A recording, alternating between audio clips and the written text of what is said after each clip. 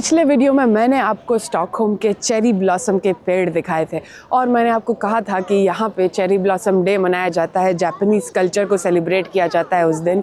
तो वो वाला सेलिब्रेशन अब मैं आपको इस वीडियो में दिखाती हूँ। ये देखिए आप, यहाँ पे इतनी ज़्यादा भीड़ हो गई है, इतने लोग आ गए हैं और अभी तो प्रोग्राम शुरू होने में काफ़ी समय है, भीड़ और बढ़ जाएगी। और यहाँ पे प्रोग्राम होने वाला है तो उसकी तैयारी वगैरह हो रही है और काफ़ी ज़्यादा सिक्योरिटी वगैरह भी है। यहाँ बेंच कुर्सियाँ वगैरह लगाई हुई हैं तो लोग पहले से ही बैठ गए हैं प्रोग्राम के लिए। यहाँ पे भी बहुत ज़्यादा भीड़ है, लोग फ़ोटो वगैरह खिंचवा रहे हैं, सुबह से यही चल रहा है। बहुत ही बढ़िया माहौल हो रहा है। यहाँ समझ लीजिए आप मेले जैसा ही लगा है और आज दिन भी बढ़िया है, एकदम धूप वूप निकल रही है और यहाँ बहुत सारी अलग अलग चीज़ें हो रही हैं। तो नाच गाना वगैरह चल रहा है सारा, जो भी इनका जापानीज़ ट्रेडिशनल होता है वो, और कुछ फैंसी ड्रेस वगैरह टाइप का भी है। इसके अलावा यहाँ पे खाना पीना मिल रहा है सारा, जो जापानीज़ खाना होता है वो, सुशी वगैरह। और यहाँ पे बीच बीच में लोग मार्शल आर्ट्स कर रहे हैं और भी जो जापान के कल्चर को लेकर चीज़ें होती है वो चल रही हैं और कई सारे स्टॉल्स लगे हुए हैं अलग अलग चीज़ों के। तो यहाँ पे सारे स्टॉल्स वगैरह हैं और दूसरे सारे कार्यक्रम होंगे यहाँ पे परफॉर्मेंस के अलावा वाले। तो यहाँ देखिए, यहाँ भी बहुत भीड़ है और अलग अलग स्टॉल्स हैं तो उन्हें देखेंगे। यहाँ पे एक स्टॉल है जो कि चाय का है, माचा टी है। माचा टी जो कि जापानीज टी होती है वो खरीदनी है तो आप यहाँ से खरीद सकते हो। और यहाँ पे भी किसी चीज़ का स्टोर है तो यहाँ जो है वो कुछ स्टेशनरी वगैरह मिल रहा है, क्योंकि जापानीज स्टेशनरी बहुत पॉपुलर होती है। और कुछ स्टिकर्स हैं और कुछ स्नैक्स वगैरह हैं। इतनी भीड़ है कि अच्छे से मैं देख भी नहीं पा रही। यहाँ पे ना जगह जगह पे अलग अलग चीज़ें फ्री में बांट रहे हैं ऐसे मार्केटिंग के लिए। तो यहाँ पे एक तरह की मिंट है, मुझे भी इन्होंने दे दी ये 2 मिंट्स, टेस्टी लगती है ये वाली, बढ़िया। और यहाँ पे जापानीज खाना पीना मिल रहा है, तो सुशी है, फिश है और भी जो चीज़ें होती हैं।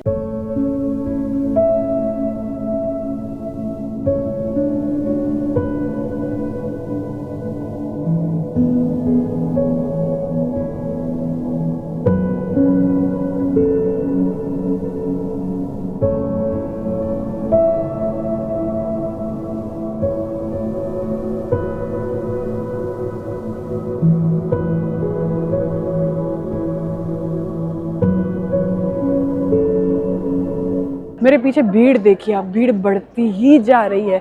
वहाँ जो पेड़ थे वहाँ पे तो पाँव रखने तक की जगह नहीं है, इतने ज़्यादा लोग आए हैं। लेकिन माहौल कमाल का है यहाँ का। इस तरफ चल रहा है मार्शल आर्ट्स। तो जापान का मार्शल आर्ट्स बहुत ज़्यादा प्रख्यात है दुनिया भर में और कमाल का मार्शल आर्ट्स वो लोग करते हैं। तो यहाँ पे ये लोग मार्शल आर्ट्स करके दिखा रहे हैं, लगातार कर रहे हैं और फिर आप चाहें तो आप भी इनके साथ मिलके कर सकते हैं।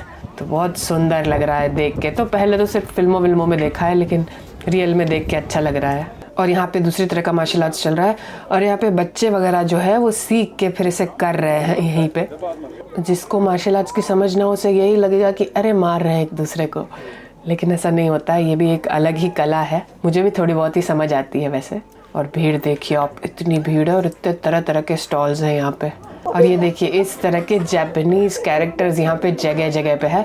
अब मैं तो बहुत ज़्यादा जापानीज़ कल्चर को फॉलो नहीं करती तो मुझे इतना डिटेल में नहीं मालूम है। तो यहाँ पे ओरिगामी का स्टॉल है। वैसे तो सब लोग जानते ही हैं ओरिगामी क्या है, लेकिन अगर किसी को ना पता हो तो मैं बता दूँ कि ओरिगामी जो है वो जापान की एक बहुत ही मशहूर कला है, एक क्राफ्ट है। तो पेपर से अलग अलग चीज़ें बनाई जाती हैं। ये आमतौर पर ये एक ही पेपर से ये लोग उसे जोड़ मोड़ के अलग चीज़ें बनाते हैं। तो यहाँ पे बहुत सारे अलग अलग ओरिगामी से जो चीज़ें बनाई है वो रखी गई है डिस्प्ले में। और साथ में आप अगर सीखना चाहे बनाना तो यहाँ पे बना भी सकते हैं। यहाँ पे बहुत भीड़ है, देखना पड़ेगा क्या है। हमारे स्टॉल में जापान में टूरिज्म के बारे में और भी जापान की कई सारी जानकारी थी और काफ़ी सारी किताबें और पैम्फलेट वगैरह दे रहे थे। मैंने नहीं लिया क्योंकि मैं ऑनलाइन भी पढ़ लूँगी तो वैसे ही इसे फेंकना पड़ेगा। तो लेकिन बहुत ज़्यादा लोग इस बारे में सकते थे क्योंकि यहाँ पे सच में बहुत लोग जापान घूमने जाना चाह रहे हैं और सब बस उनसे बात कर रहे थे कि किस तरह से वो यहाँ जापान जाए और कहाँ कहाँ जाना चाहिए। लोग बस यही बैठ के प्लानिंग कर रहे थे जापान जाने की। सो कितना ज़्यादा क्रेज़ है यहाँ पे जापान का। यहाँ पे बहुत ही लंबी लाइन है तो मैं खड़ी हूँ इस लाइन में, देखते हैं क्या है आगे। यहाँ पे ये लोग जापानीज़ में आपको आपका नाम लिख के दे रहे हैं और भी कुछ दे रहे हैं। तो इस पेपर पे आपको अंग्रेज़ी में अपना नाम लिख के देना है और फिर ये लोग इसे जापानीज़ में लिख के आपको देंगे। देखने में ना बहुत ही अलग लगती है जापानीज़ की, ऐसे अलग अलग से अक्षर सिंबल बना लिए। वैसे हिंदी को देख के भी ये लोग यही कह सकते हैं इन्हें शायद बहुत अलग लगती हो। जो भी है खूबसूरत है। तो इन्होंने मेरा नाम लिख दिया जापानीज़ में। तो ये है जापानीज़ में मेरा नाम और उन्होंने मुझसे कहा कि जापानीज़ में मेरे नाम का मतलब होता है प्रिंसेस, राजकुमारी। तो वो तो खैर मैं वैसे भी हूँ। इन्होंने साथ में नाम के साथ में एक ये बैग भी दिया है। अब देखूंगी मैं इसके अंदर क्या है, शायद इसमें जापान के बारे में जो है वो जानकारी वगैरह होगी और उसका मैप वगैरह लग रहा है। यहाँ पे मिल रही है जापानीज़ टी, माचा टी भी मिल रही है और यहाँ पे मिल रही है ग्रीन टी भी मिल रही है। आप ट्राई भी कर सकते हैं और ख़रीद भी सकते हैं। तो यहाँ पे ये लोग बना रहे हैं ट्रेडिशनल माचा टी और फिर आप यहीं पे इसे पी सकते हैं। मैं तो इसे ट्राई नहीं कर रही, मुझे तो इतनी पसंद नहीं आती है माचा टी, अजीब सी ही लगती है। ये एक बहुत ही बड़ा सेलिब्रेशन है, मतलब स्वीडन में किसी और देश के कल्चर का इतना बड़ा सेलिब्रेशन है ना, तो ये उस हिसाब से काफ़ी बड़ा सेलिब्रेशन है। और इसकी एक वजह तो यही है कि हाँ, यहाँ पे आते हैं जापानीज लोग काफ़ी और रहते भी हैं, लेकिन इस सेलिब्रेशन में जापानीज लोग तो कम ही है। कुछ लोग आए हैं देखने, बाकी जिन्होंने ऑर्गेनाइज किया है वो है, लेकिन इससे ज़्यादा यहाँ के जो लोग हैं ना वो इसमें हिस्सा ले रहे हैं और दूसरे देशों के लोग हैं।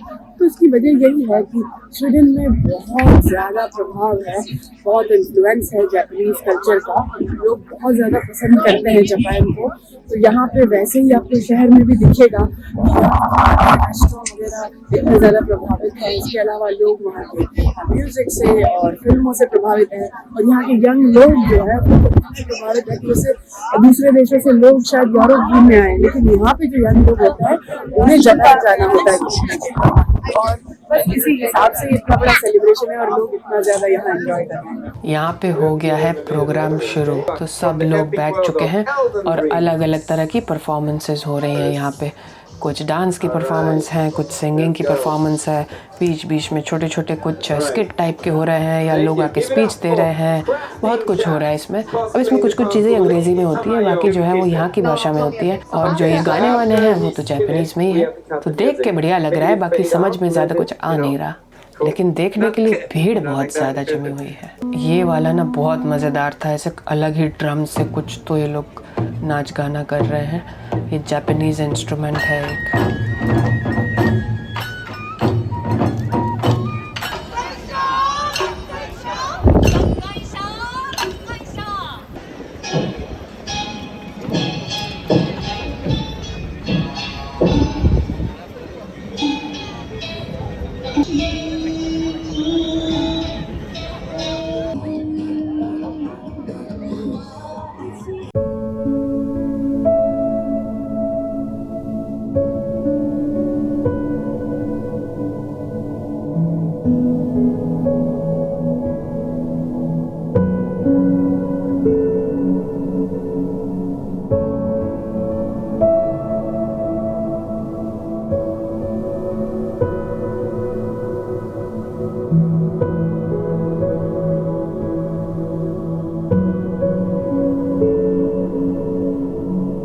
तो पूरा फेस्टिवल घूम लिया है मैंने और बहुत ही मज़ा आया। बहुत ही अलग अलग चीज़ें देखने मिली और मैंने इतने करीब से इतने अच्छे से जापानी कल्चर को पहली बार देखा है। थोड़ी थोड़ी चीज़ें मालूम थी लेकिन इतना अच्छे से नहीं देखा था। खास करके यहाँ के जो आर्ट फॉर्म्स हैं, जो भी इनके डांसेस वगैरह है, म्यूज़िक है, वो सब देख के बहुत ही मज़ा आया। और इसके अलावा मार्शल आर्ट्स वगैरह जो उनके हैं वो देख के भी बहुत अच्छा लगा। मैंने आपको वीडियो में तो थोड़ा थोड़ा दिखाया है, पूरे नहीं दिखाया, लेकिन मैंने तो पूरे परफॉर्मेंस बैठ के देखे। सुबह से 8 बजे मैं यहाँ आई थी और ये प्रोग्राम बाद में शुरू हुआ और अभी कुछ 3 बज रहे हैं, तब तक मैं यहाँ पे थी।